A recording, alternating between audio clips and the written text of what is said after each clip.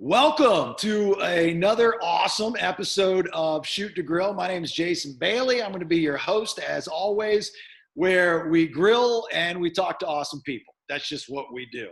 And this episode is going to be great because we got some back in the day stories to tell from Orlando. I know we do. But we have our chef, Jimmy Bones. He's our military man in Miami, cooking from his parking lot at his apartment complex again, right? Jimmy Bones, that's what you're doing? Yep. Yeah, okay. My producer, Nate, and then our special celebrity guest. I'm a fan, man. I've been there since day one with this guy. It is Scott Stapp. How you doing, brother? Doing good, man. Good to join you guys. Dude, it's good to have you. I'm assuming, I've been following you on social media, just you, the wife, the kid, hanging out in that beautiful house, right? Yeah.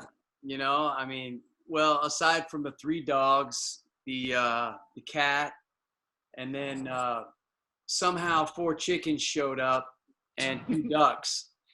So it seems like every time, and I think mom and grandma have something to do with this. Anytime some dramatic change happens or something, we always have a new animal that shows up, a new puppy, a new cat. This time it was chickens and ducks. I think it's maybe a distraction for the kids. Yeah. And so they have something different to focus on. But I tell you what, I had to move everything out of downstairs today because it just reeked. Time for the chickens to move outside. The coop is about built. I'll have it done by this afternoon. So they're going outside. So I've got all the windows up. I've got the fans blowing. So. Never in a million years, Scott, would I have imagined you a chicken coop building kind of guy. Hey, man, what else are we going to do? You can learn anything on YouTube, man. That's very true. That's very, very true. And also you can get prefab at Home Depot, man. So I got to follow directions. Are you wearing the mask and getting the gloves and taking this seriously like everybody else? Yeah, man. When I'm out, whenever I leave the house, I've got a huge bottle of hand sanitizer in the car, in the truck, mask, gloves. I'm taking it serious. I've got a grandma that lives with us and has for 14 years, and none of us want to bring anything home to her, of course.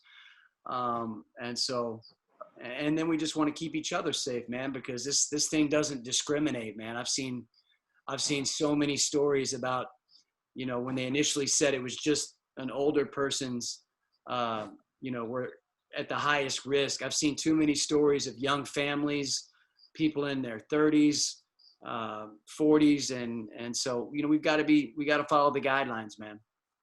Who is it, your mother or your wife's mother, Jacqueline? It's my wife's mother. And fortunately she's like my best friend. So it worked out perfect. Yeah. So I have the kid issue as well with this quarantine, and I've got a 14-year-old daughter that gets it, but it's driving her nuts. I mean, like, she's just not understanding it. So what are you doing to occupy the kids' time so they understand how, like, this is a thing? Yeah. My 13-year-old daughter, very similar age as yours, she gets it. She loves it. She has embraced the whole virtual school. She's like Miss Responsible. She goes down to her little, downstairs. We've got a little school area for her, and she just loves it. So on point, self-sufficient, independent, does her thing, responsible. It's my 9-year-old that we've seen slowly go from this is awesome to I'm bouncing off the walls. I'm miserable. I miss my friends. I miss baseball. I want to be outside. And he's going nuts. He's been the one that we've seen kind of, he hates the virtual school. Yeah. I think he's like the socializer at school and has all his buddies, and he misses that routine. He misses practice. So it's been toughest on him. Yeah, it's a struggle in itself. It's trying to explain to the kids that Yeah. it's a deal and to occupy their time. And so Yeah. all right, well, let's talk food, and then we'll get back into some other conversation with you, Scott. This is Jimmy Bones. He has cooked for us before. He's military. He served our country, which we always appreciate having Jimmy Bones on, and he does good stuff down there in Miami because he feeds like people just for no reason. Like he just takes food out to the parking lot of his apartment complex and feeds people. So Jimmy Bones, explain on this episode of Shoot to Grill what you're going to be cooking. Is that the Walmart smoker? Yeah, it is. Home Depot smoker. Home Depot.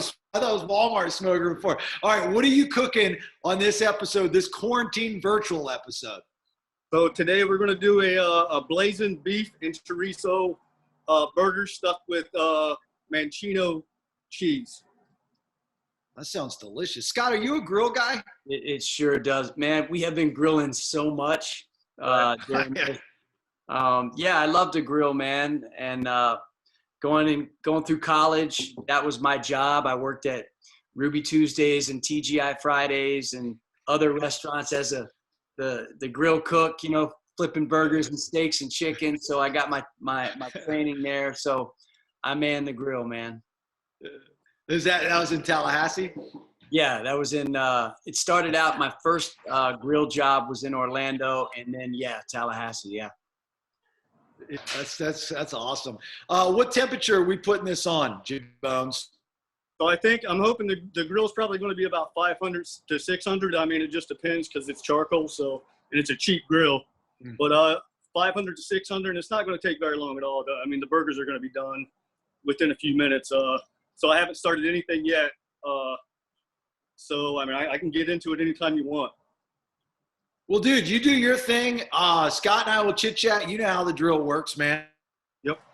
If it's not going to take that long, I mean, we're going to spend some time yip-yapping until Scott, just leaves us. Hey, where in Miami is Bones, man? Jimmy. So I'm actually I'm in Doral. Doral? Yeah. All right. Yeah, I lived in South Beach for like 3 years, and then once I got married, I moved to Boca Raton and started a family, and loved the golf course there in Doral. Oh yeah, it's amazing. Yeah, so I know the area well, man. We've just been in Nashville for about 4 years, but I've been my whole life in Florida, so I love it down here. Yeah, but Scott, Yeah. Scott, the question is have you ever been to that apartment complex parking lot? The infamous Jimmy Bones grilling apartment complex. That's the party right there. Hey, who knows, man? Yeah, back in the day, who knows? All right, Back in the day. Jimmy, you gauge it. All right. While Scott and I yip yap, if you just want to hang out, join in the conversation, it's carte blanche, bro. Here's where I want to start, Scott. This is a question. Okay, so for those that are watching or listening to the podcast, so I worked back in the day when I'm an Orlando guy like Scott, and I worked at the rock station that launched Creed, which was WJRR. But when I got to JRR, Creed was already, hugely successful. So it wasn't like you guys were just stomping around the radio station. But before the success in Orlando, I've been dying to ask you this question for years. And I think I've interviewed you a million times since then. I've never asked you, where did you used to hang out? Like old school downtown Orlando, where were your haunts? Where did you go? Oh man, I'm trying to think. It's been so many years. The what was it? Church Street? Yeah, Church Street, sure. Church Street, the Roxy. Yeah, the Roxy. Yeah. Off Colonial. Yeah. We went there. The Edge. Do you remember the Edge? Yeah. I saw my first Lollapalooza at the Edge. I saw Smashing Pumpkins and Jane's Addiction at the Edge. And then they had those super late night, all night deals at the Edge. So pretty much there, at that time in my life, I was in my teens and late teens. And so that was kind of where I was running around at the time. That was the last time I had a fake ID. No, I'm sorry. It was the first time I got my fake ID taken away was at the Edge. Just going in and, I moved to Orlando in 95, finished out at UCF in 97. Right. But the Edge was, for those that don't know about the Edge, I think it's like a country place now, but the Edge is this just huge warehouse in downtown Orlando, and it was just a dirt parking lot. And I mean, like Pearl Jam's performed, like you're saying, Jane's performed, Pumpkins. I mean, it was the deal, man. It was awesome. Yeah. But like with all these successful acts that came from Orlando, the rock scene with Creed and Seven Mary 3 and Matchbox 20, and then the boy band era. The boy band era, because I was at a top 40 station, I remember where those guys would go, like Taboo and Chillers and Zuma Beach and all that stuff. But the rock guys, I just never remember seeing any of you guys out for whatever reason. And I just never knew why that was. I mean, the places that I'm telling you about were before Creed was even formed. This is when I was 18, 19 years old, prior to moving to Tallahassee. And so, once we came back to Orlando and all moved back to Orlando, we didn't go out much, man. We just hung out with each other, jammed at our rehearsal space. So yeah, you didn't see much of us out. Where was your rehearsal space at? Somewhere out near Universal. I can't remember exactly, the location, but we all lived out in that area. So it wasn't too far from our houses. So we jam out there. That was kind of our hangout, man. Out by Universal and just the space there and just kind of do your thing. Yeah. Do you remember the first time that you said to yourself, we're successful? Like what was the big moment for you at the beginning of all of this success, millions and millions of albums sold, not only with Creed, but your solo stuff? When was that one time you said, Scott, I think we're on to something? I think when we were coming into New York and we had sold out Madison Square Garden for the first time. And still that was only after we had been out maybe 2 years, since our first single was released, and everything was happening so fast. We went from literally in 18 months, showing up at sometimes a bar and 1 or 2 people being there, to selling out arenas, within 18 to 24 months. And I think it really hit me when we were coming over a bridge and I could see New York City, saw us like, in as we're driving through, like a whole photo of us covering a whole building, advertising our sold out Madison Square Garden show. Yeah. I think it really hit me right there. Like, dude, we did it, man. Yeah. The story of Creed is special and different than most rock bands. I mean, obviously, there's what people read in the tabloids and stuff, but if you were around it like I was as a fan, and also in the radio side of the business, just to watch the success, it was so fast. I don't think I've ever seen anything so fast. I mean, one night you guys are playing a 2,200 seat venue in the Hard Rock in Orlando, with Chris Tomaso, the marketing director at that time. And the next night you're playing Madison Square Garden. You guys it was, I mean, literally the fastest success I think I've ever seen in a band. Why do you think that was for you guys? I don't know. I mean, I want to believe that the music just connected. But also there were so many things that had to come together. The right people, the right time, the right music, the right team around us, the right people at radio. I mean, everything just lined up. It just connected with people. I think it also connected with a group of people that weren't necessarily your traditional rock fans because of some of the spiritual and religious and Christian elements that I was still dealing with as a young person, coming from that upbringing that I was kind of wrestling with in my music. And so I think that opened up an audience that maybe wouldn't have gotten into the music had they not heard a lyric or heard something and they were like, wait a minute, I know that sounds like something that someone who knows or was raised a certain way would say or do. I mean, there's all kinds of theories, man. But it was so organic. The band was 4 buddies that just were jamming in a basement in Tallahassee. I think we had played maybe 8 or 10 shows, and maybe only 2 of them were original music, 2 or 3, before we got a record deal. And then it just kind of took off from there.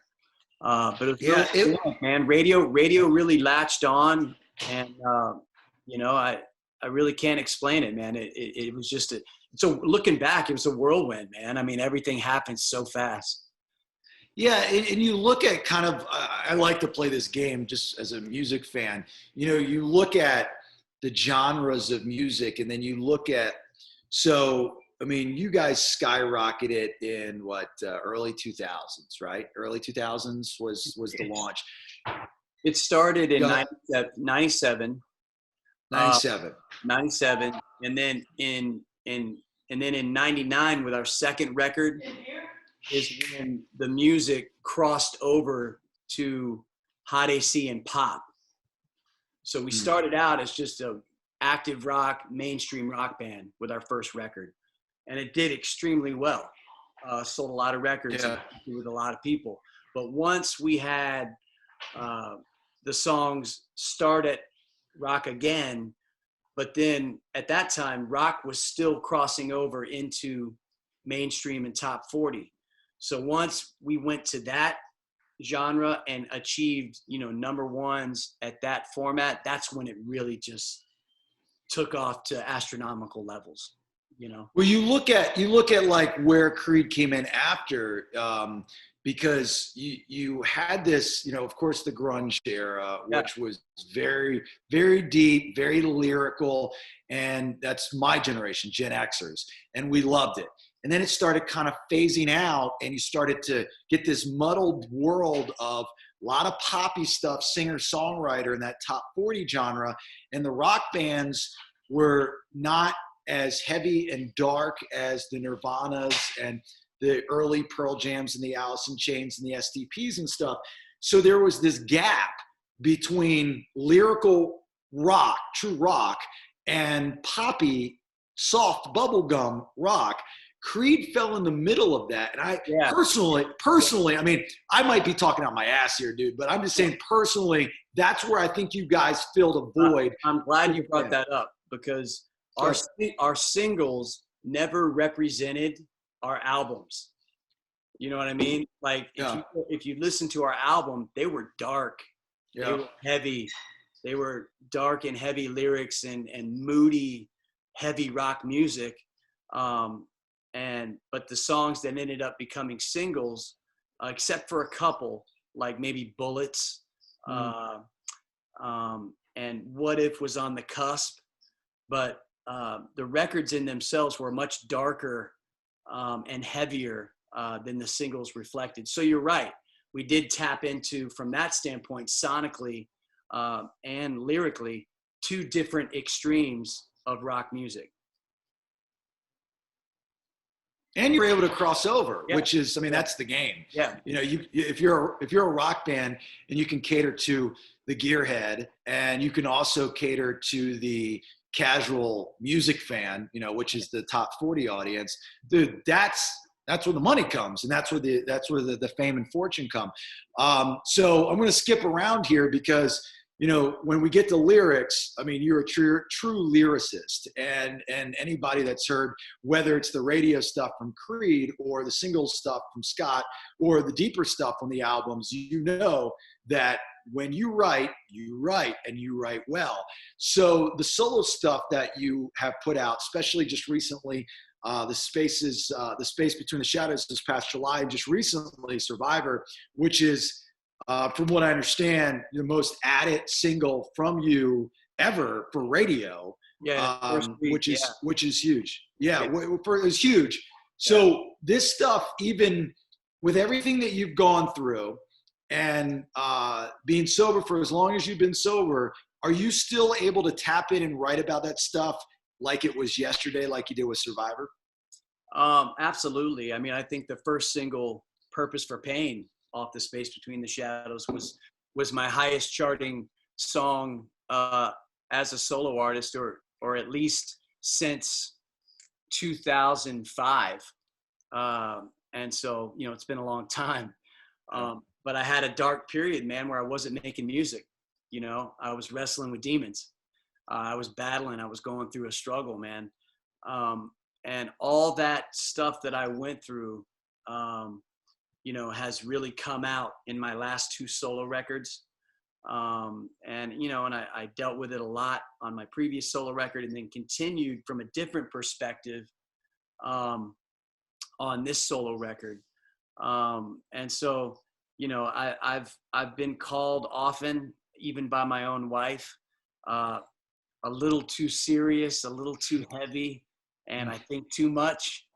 And I think that benefits me as a songwriter and as a lyricist. But it's something I'm working on compartmentalizing as a husband and a father, because it requires, you know, I'm one of those people that in order to create that and write, as you're saying, I got to go isolate, be alone, and be alone with myself. And that hasn't always been a good recipe for me, man. Right. You know, and so fortunately, like you had mentioned, you know, going on 5.5 years sober, I've kind of figured out a balance, man. And it's just part of who I am. And so, you know, I can't change that. And my only hope is that I don't have to keep, or don't ever have to go back to living those dark days in order to come up with the lyrics and the experience content that I've put in all the Creed records, as well as my solo records. You know, yeah. I hope I've learned enough where I can just keep tapping into those old experiences, you know, have this new fresh outlook, and you know, not have to live it like I did for so long. Would we ever see, I think, now I don't know your wife well at all. I just know that I've talked to her a couple times on Facebook. Yeah. I follow her, and she's the sweetest person ever. But I think, personally, she keeps your ass in check. And I think that eventually, someday, your wife will have you put out some type of music that you've never thought about putting out before. And I'm talking about like something like party rock almost. Like, I don't know, man. I mean, she definitely is a strong woman. And you're absolutely right. She keeps me in check. And, you know, she definitely encourages me and tells me like, hey, you should try this, you should try that. But she kind of gives me my space and freedom to create as an artist. But she definitely lets me know how she's thinking and how she feels. And that's what I love about her, you know, her. Yeah. Yeah, that's good, man. I mean, we all need it. I got one. You know, it's like you can't get through the day. Nate's got one. You know, so it's good to give props some. So when you do the solo, like your solo stuff now, yeah. What are your hopes? Is it more therapeutic? Is it to get back out on tour to big arenas? Or, I mean, like, you've been there and done that. I've got people walking around the cabin here, so I apologize. All good, What are we trying to do here with the solo stuff? Are we trying to rebuild or what? I mean, number one, I'm an artist. I create music. And you know, it's what I do. And so, if I wasn't recording it and putting it out, I'd just be sitting on it at home. Yeah. And so, you know, I've developed you know, I've been fortunate to have a fan base throughout the years that still want to hear the music that I'm creating. And so first and foremost, I do it because it's just what I do and who I am. And secondly, to give it to the fans, man, who want to hear it and connect with them.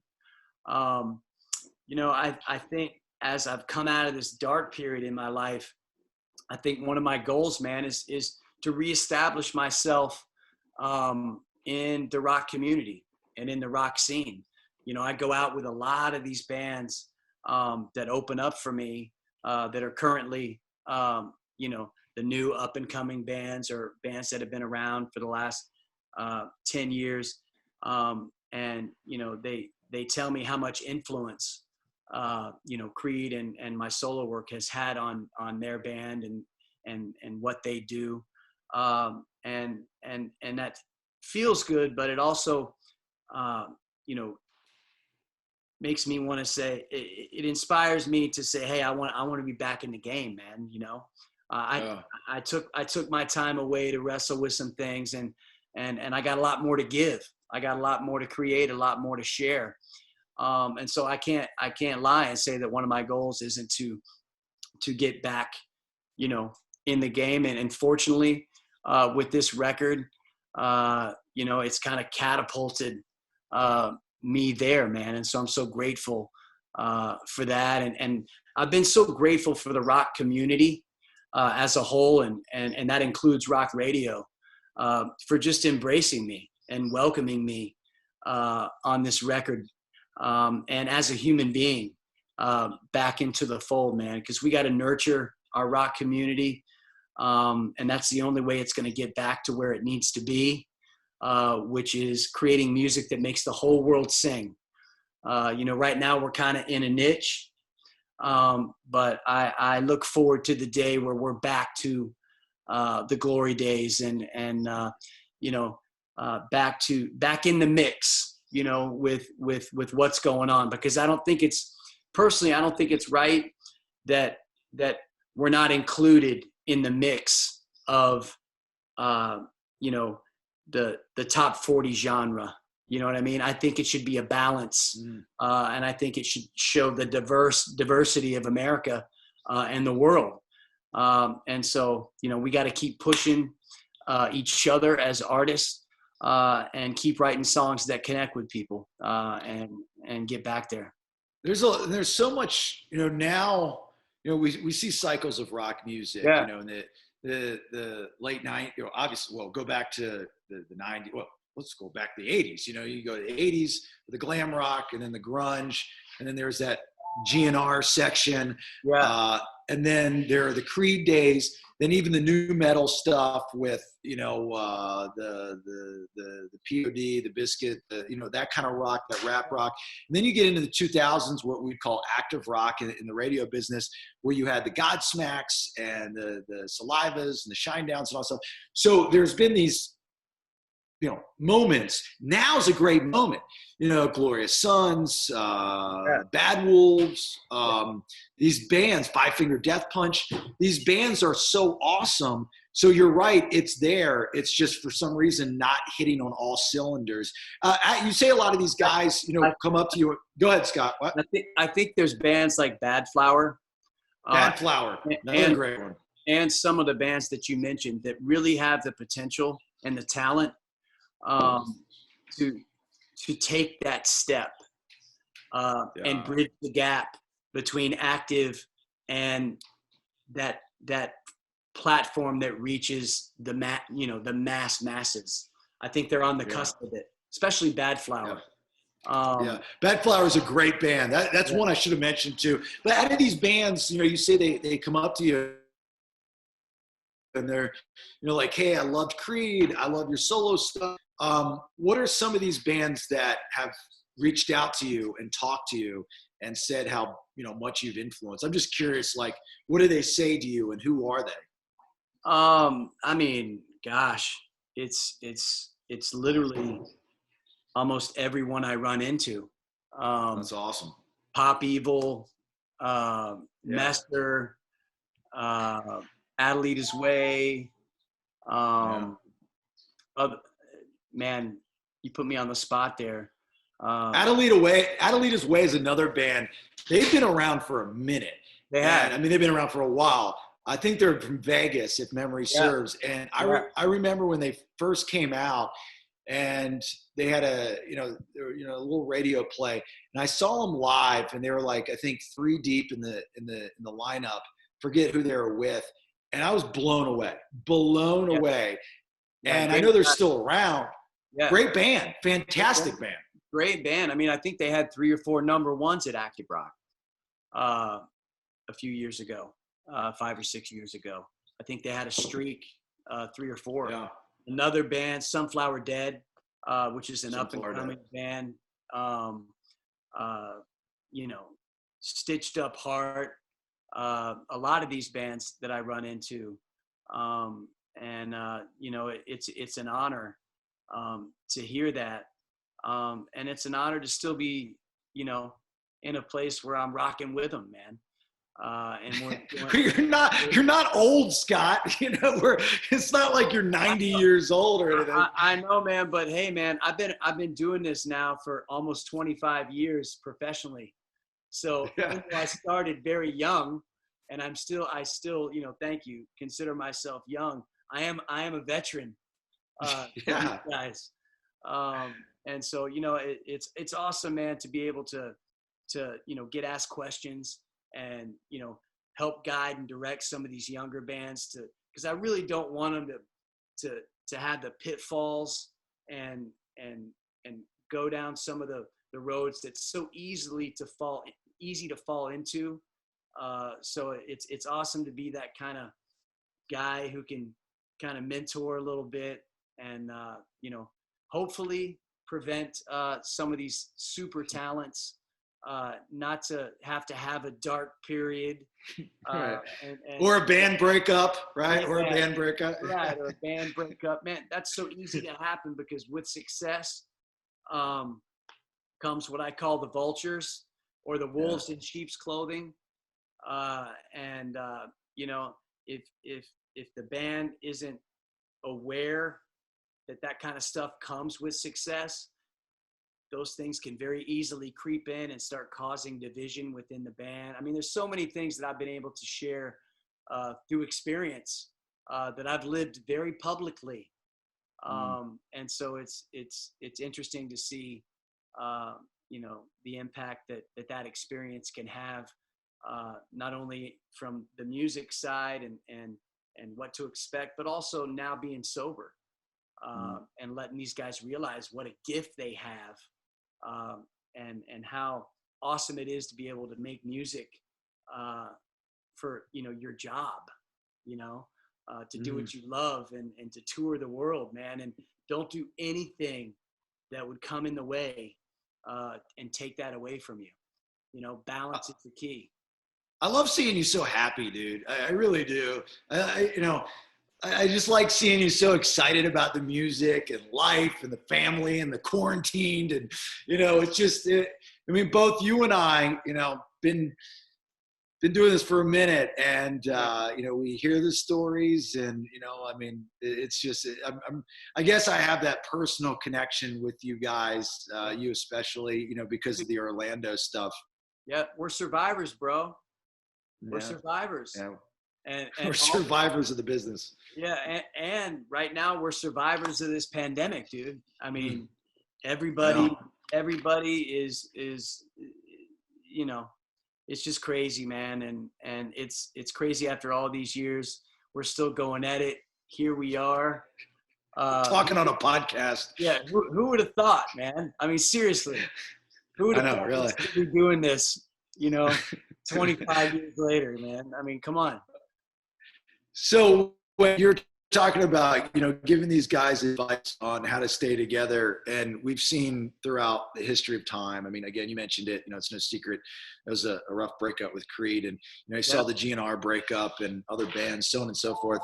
Like, one big, huge piece of advice to tell a band, say, this is the warning sign. If you see it, this is what you change, because this is what happened to me. What would it be? Well, I mean, I think the number one thing is don't ever allow intermediaries to communicate for you to other bandmates.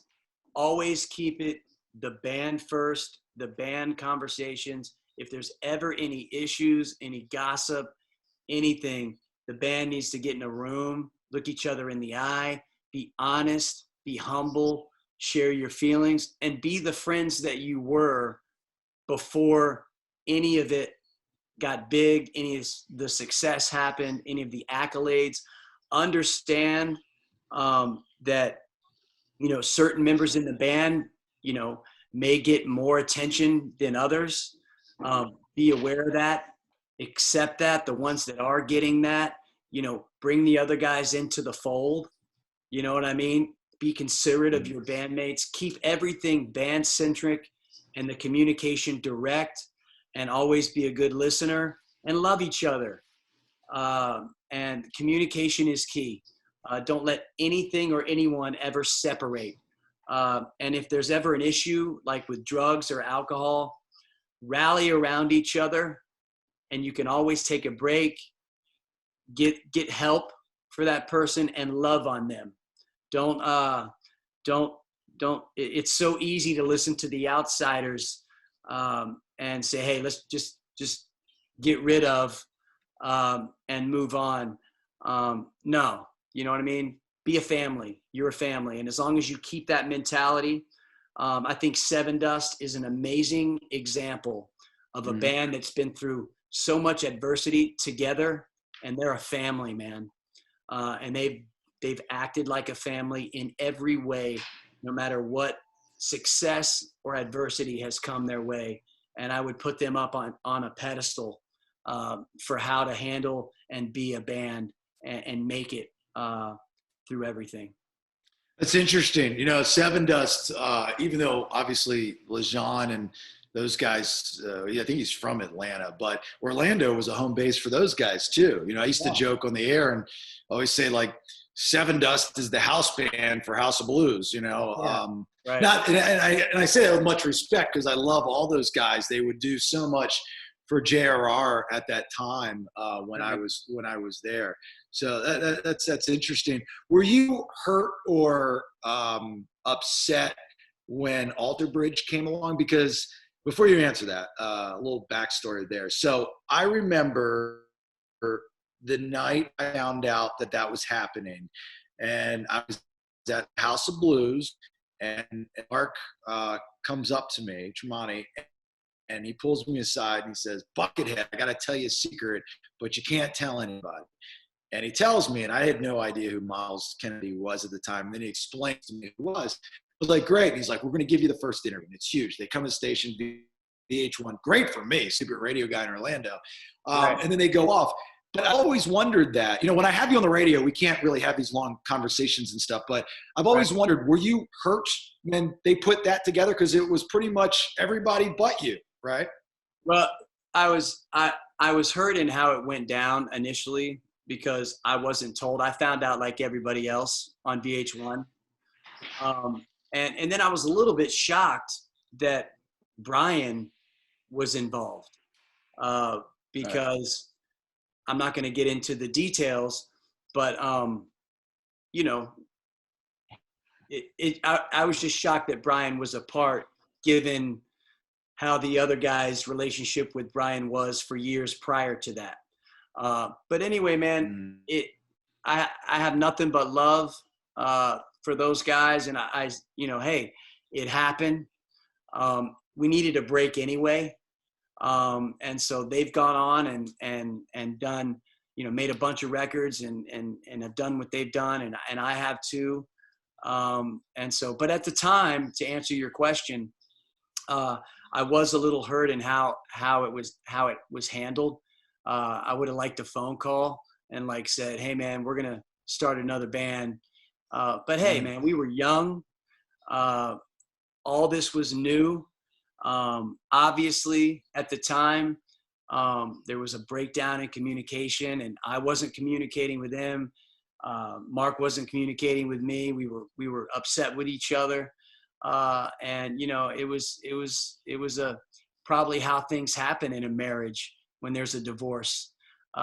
You know, they don't ever go down easy, but we've since gone through all that, man. And it's nothing but positivity now. You know, we did get back together in 2009 and put out a new record, Full Circle, and toured for 4 years. We communicate to this day, and all the relationships are positive. So it's all good, man. And who knows what the future holds. So it's good. Well, I will say this about, you know, you and Mark and Flip, is that none of them ever trashed you, you know, like publicly or, you know, even personally, you know, they never did. Actually, you know, one time Tremonti said to me about you, and this was a personal conversation. I'm not trying to play like Mark and I are close friends, but we did have some personal conversations back in the day. Yeah. He said to me one time about you that I'll never forget, and I initiated whatever this conversation was, and I forget how it came up, but I remember the end result was, and I'll never forget this, he talked about how much of a badass you were.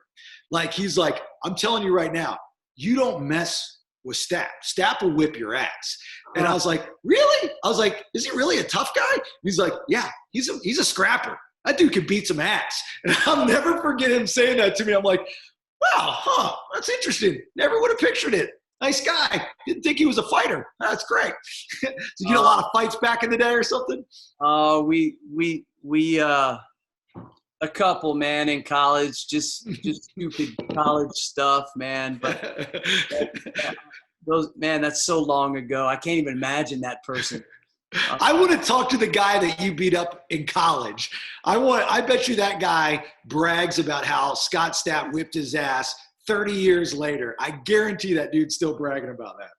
Those were, you know, I don't even think it was like that. It was probably some stupid shoving match, like after a few drinks in college. But yeah, Mark's a good dude, man, and one of the most talented guitar players I've ever been around. I got nothing but love and respect for him, man, and you know, so it's all good. It's all good. I think he's one of the most underrated guitarists of all time, Mark Tremonti. Mark Tremonti is an amazing guitarist, and I don't think he gets the credit where he should be in the conversation with some of the greats. That dude is a beast on the guitar. Well, I tell you, man, I think even more importantly is the songwriter he is. You know, I mean, for he and I to collaborate to write the songs that we wrote, and all, you know, all the number ones that we had together. I mean, on top of being an amazing guitar player, you factor that in, and he's just an amazing musician, man.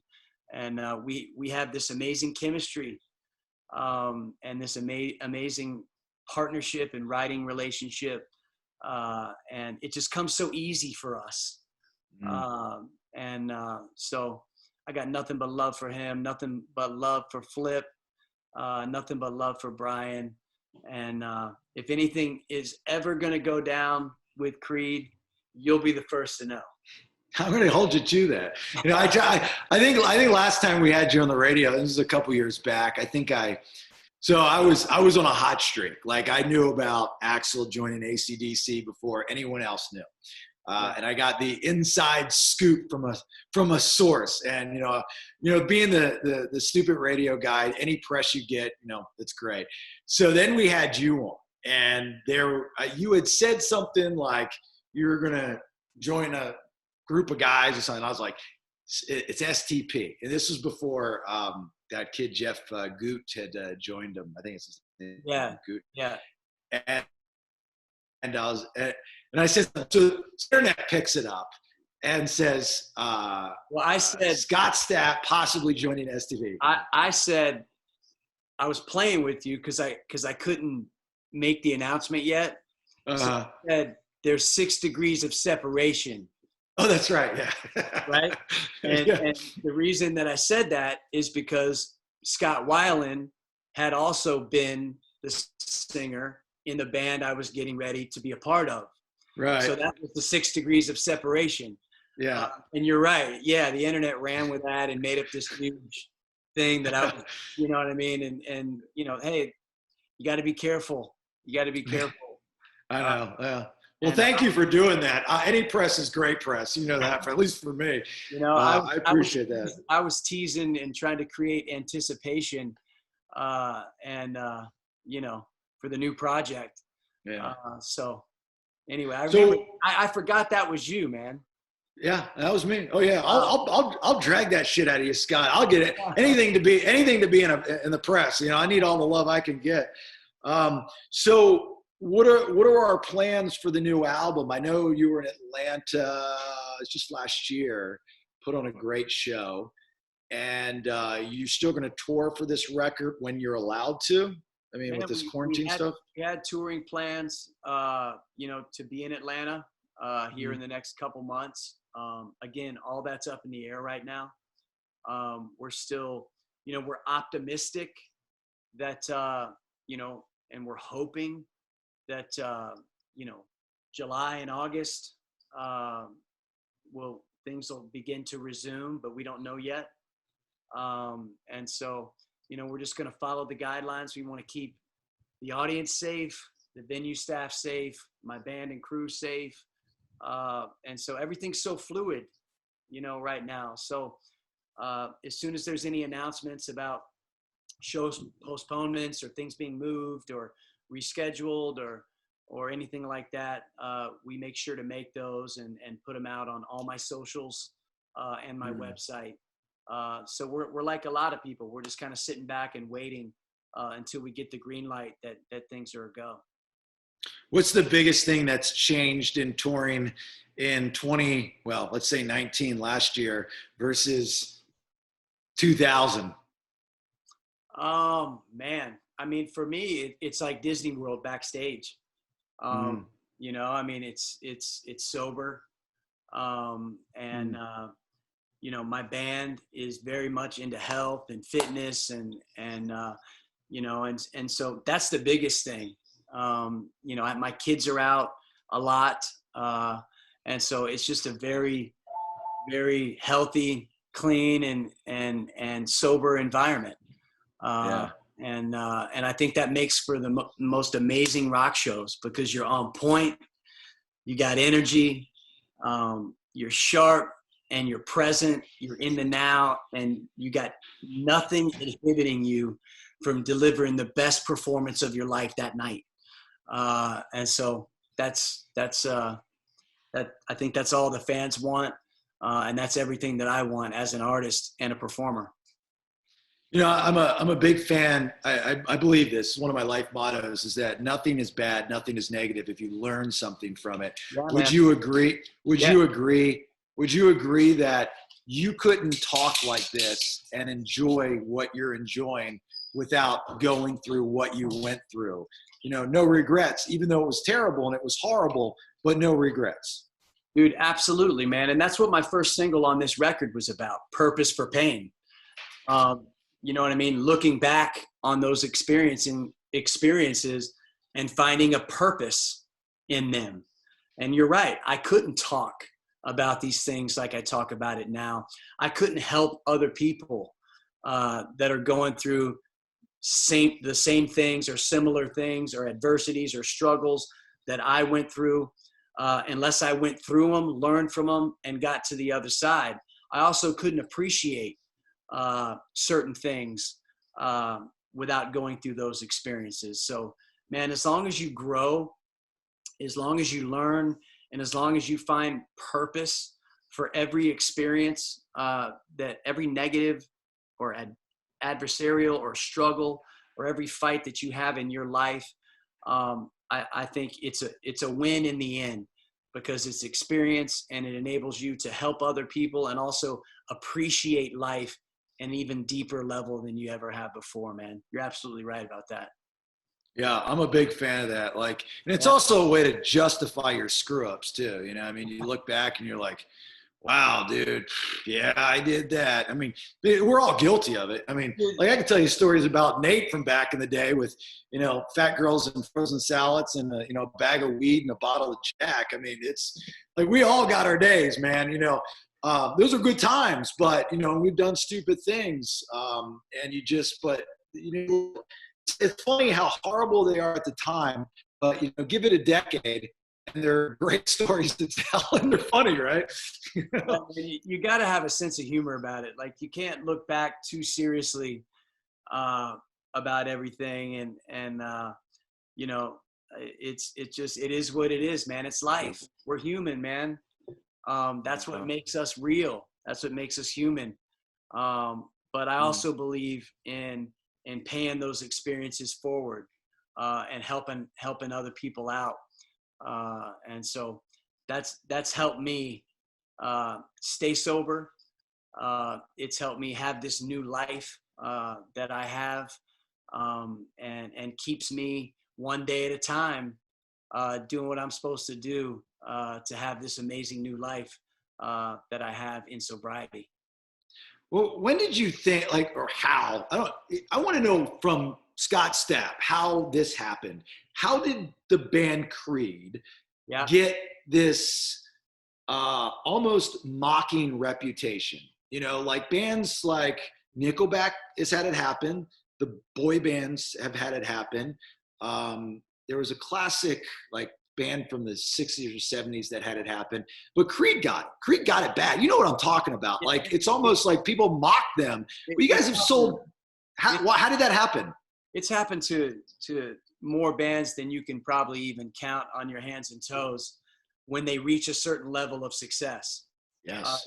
I mean, Bon Jovi went through it. As huge as he is, the guy can still sell out stadiums, but he even had their period where they were getting it.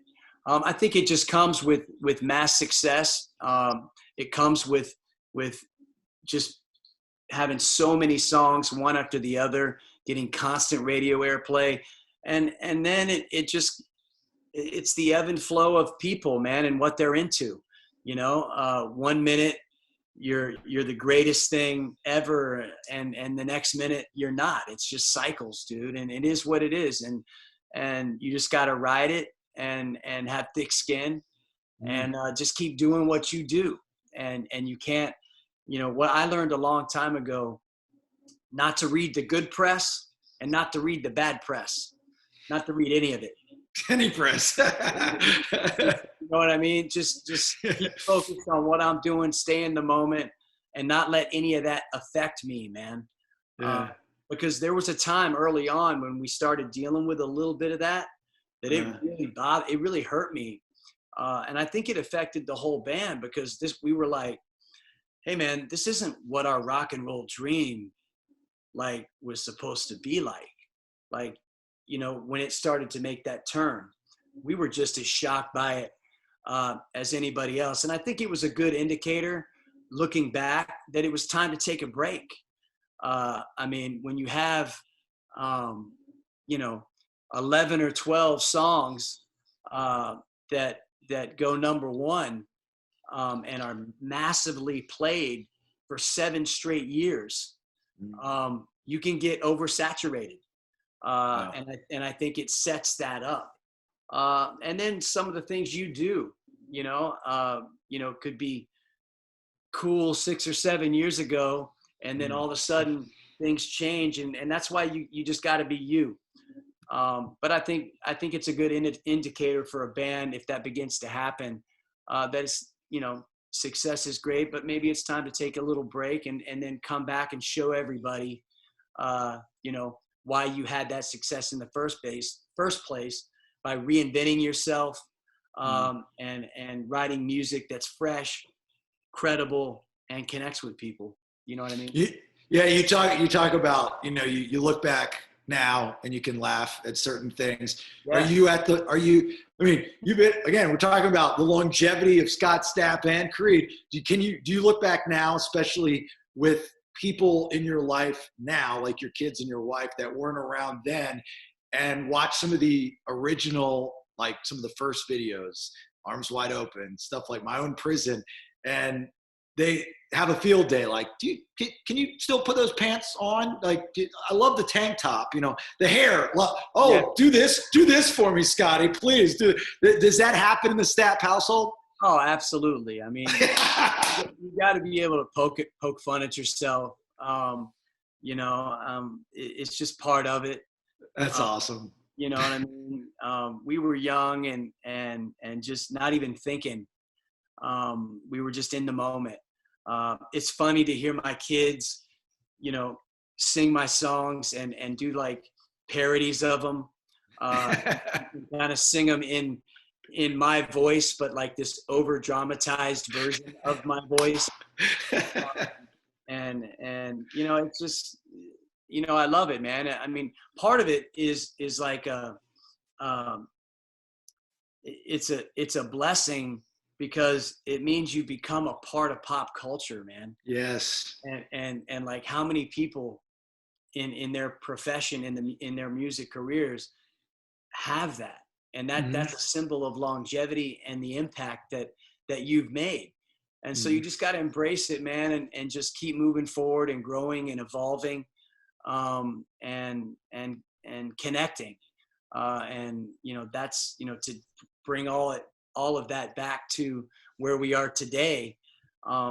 That's what's been so amazing about this new record, and this current single, and the other two singles off the record, is that after going through all of that and everything that you mentioned, to have the success, and connect with this new record like it has, with a whole new generation of rock fans and music fans, as well as the fans that have been there through all these years. Man, it's just a blessing and a gift, man. I'm so grateful. And so what a journey, man. I mean, you've laid it out. You've laid it out, dude. I mean, it's here and here and here. I mean, it's incredible. I personally think this latest album is, I know you've had two before, but this latest album to me is a total reinvention. Like, I mean, if I were a 22-year-old dude and I had never heard of Creed, and I'd never heard of Scott Stapp, a guy that's been around for a while, and I would have listened to it. Because a lot of times I will objectively or subjectively listen to some music and try to have that mindset. I would listen to it as a new artist and go, wow, this is really, really good. And so that's kind of how I listened to that album, especially when the first song came out. I was like, God, man, like, I know it's Scott because I know it's Scott, but this is, I'm not hearing Creed. I'm not hearing, the stuff that we were talking about, like with your kids parodying you. Right. It's great rock and roll. That's what it is. Period. The end of story. So hats off to you for doing that. That's really, really good. Thank you. Hey, man, life is a journey, bro. And the story you've taken me through during this conversation, it's a wild ride, man. And you just gotta love and appreciate and every moment of it, and accept it for what it is. I think acceptance is key. Acceptance is key to happiness. Absolutely. And so to accept every aspect, the good and the bad, along the way, I think enables you to approach whatever you're doing new with a fresh mind and no baggage and no chip on your shoulder. Yeah. You know what I mean? Yeah, the chip's big. I agree. That chip can get really, really heavy. Yeah, and man, it gets too heavy carrying those bags of rocks, man. I got better things to do. Yeah. Yeah, I hear you. So before we get to Jimmy Bones' Burgers, because it looks like he's ready, Scott, I want to tell you this. So just recently, like, I mean, you know how this radio business works. You know, we live contract to contract, and we're always in fear of our jobs and blah blah blah. So I don't know why I'm telling you this, but I think it's important for you to know. So before, like, I didn't know what I was going to do at this radio station, and it was all up in the air. And I said to myself, and Nate is my witness, because where I go, he goes. I said that if I don't re-sign with this radio station and I sit out, the one project that I wanted to do, I wanted to do a documentary on Creed. Wow.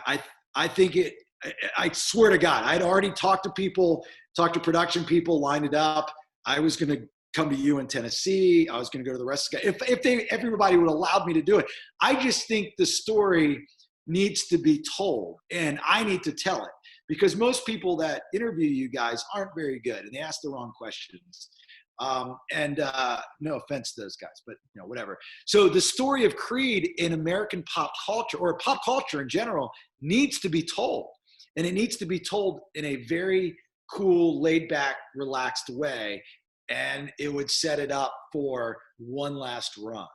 And I could do all that. That's what I wanted to do. That was my goal, to be honest. Right. What do you think about that? What do you think about that? I will put your name on the list of directors that have reached out.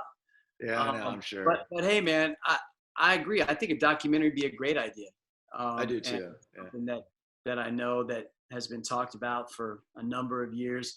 We've got tons and tons of archived footage going back, video footage going back to before we even had a record deal, doing interviews before we had a record deal, shows. We've got, I mean, I'm not going to get into everything, but we've got a lot of stuff that I think could really be compelling and interesting to the fan, but also the non-fan, or the person that's just like, hey, what were they all about? Or even the person that thinks like, oh, let me see what this is all about. Whatever they're, but I think it could be compelling, and so we'll have to keep you in mind. So what you're saying is that this is not a new idea. Somebody's already kind of brought it up. That's what you're saying? It's been talked about for years. Sure. I mean, it's been talked about for years. We've just never, followed through on it. But it's definitely something that's been talked about. Not saying I don't want anyone to get any misconstrued ideas like this is something that is currently on the table, and no, not at all. I'm just saying that it's been brought up many times over the years, and we've got a lot of amazing content. So, at some point, I don't see why that shouldn't happen. Yeah. I think the idea, Nate, tell me if I was off. Like, remember I was preparing to be out of work, and I was like, I'm going to invent the I called it something, the DocuCast. Yeah. And the idea, the DocuCast, the idea was to interview all you guys, and like even go like get Hanson involved. I mean, just everybody, and just talk to everybody individually, and then at the end, like have maybe one big hoorah of everybody. I just thought that would be cool, and tell the story from everybody's point of view. Cause I know for sure you all got different points of views on the story. So I thought that'd be cool. And again, I agree with you. The rest of the fellows, the band is pop culture, man. You guys are a part of the fabric of rock music forever and ever. Like you guys or not, you guys are there. That's just how it is. Period. The end of story. Yeah, man, and that's a great place to be. Yeah. And, I'm proud of it. I'm proud of it, and I would venture to say that, and this is just a gut instinct. This isn't based on any factual information. That the story's not over. So you know. Yeah, I'm sure. Yeah, I get it. And I hope it's not. Your story's not over. In which, again, I hate to get too sappy on you, but I love you to death, dude. And I'm just so happy you're doing so well. And everything that you've done for me over the years, I appreciate it, whether you know it or not, directly, indirectly. You've just been a great dude. So, all right, I know you got things to do, and I think I'm keeping you late. Jimmy Bones, your burgers look amazing, and you're down there in Miami again. Our chef, Jimmy Bones, you want to walk through quickly what you're putting together there because they look delicious. Yeah, thank you. So we got some Chipotle gourmets. So we're gonna do that on the top and the bottom. Nice. Loves that Camaro in the back. That's his pride and joy, Scott. That Camaro. That car gave me as much joy as grilling has, honestly. Freshly, look at those. What's that, Scott? Freshly waxed, washed, looking Exactly. good. None of my other chefs go this far for the podcast.